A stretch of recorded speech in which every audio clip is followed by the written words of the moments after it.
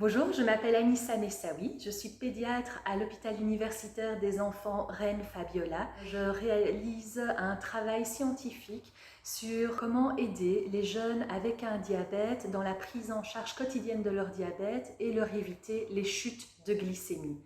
Tout ce travail est permis grâce à la bourse Claude Fickers.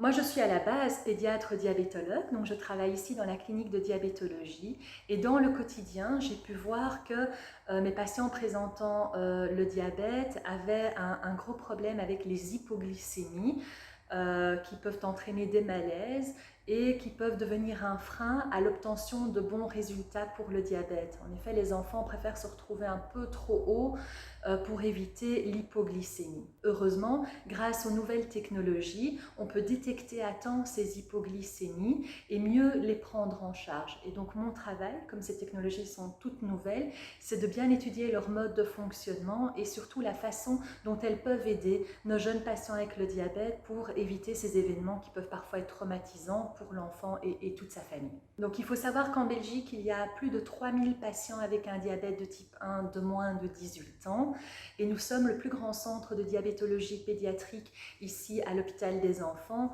où nous suivons plus de 550 familles.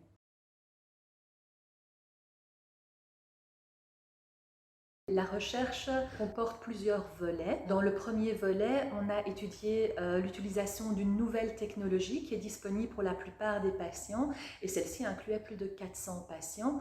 L'idée était de voir comment les patients l'utilisaient au quotidien parce qu'il faut savoir que la plupart des études se font avec des protocoles bien stricts mais ne représentent pas ce qui se passe dans la vie réelle. Par la suite, on a sélectionné une centaine de patients pour aller un peu plus loin et leur proposer aussi une nouvelle technologie pour détecter plus facilement les hypoglycémies et qui émet aussi une alarme en cas d'hypoglycémie.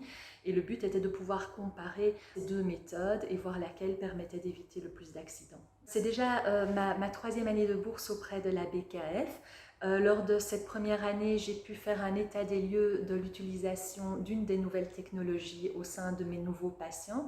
On a pu voir que cette technologie était très bien acceptée chez nos enfants et même les adolescents qui sont parfois la population la plus réticente et qu'on arrivait à diminuer le nombre d'événements d'hypoglycémie sévère, c'est-à-dire de malaise avec une chute du taux de sucre. Au cours de la deuxième année, on a étudié un peu plus spécifiquement un syndrome qui s'appelle le syndrome des hypoglycémies non ressenties.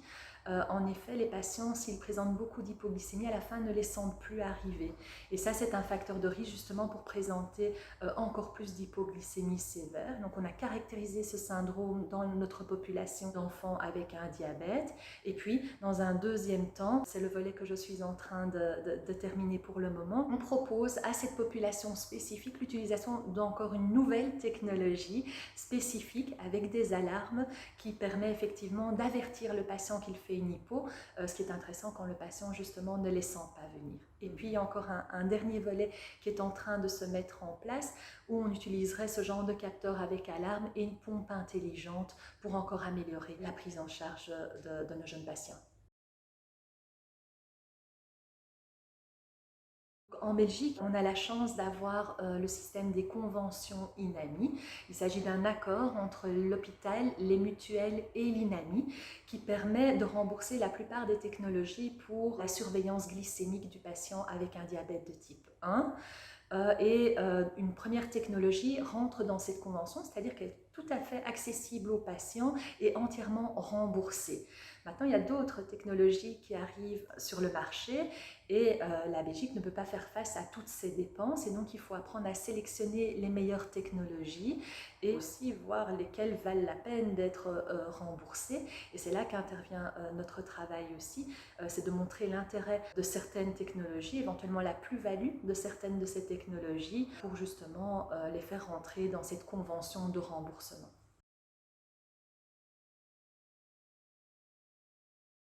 Donc, toutes ces recherches font partie de mon travail quotidien, mais l'analyse des données, le recrutement des patients sont toutes des interventions qui demandent beaucoup de temps et qui demandent aussi du financement.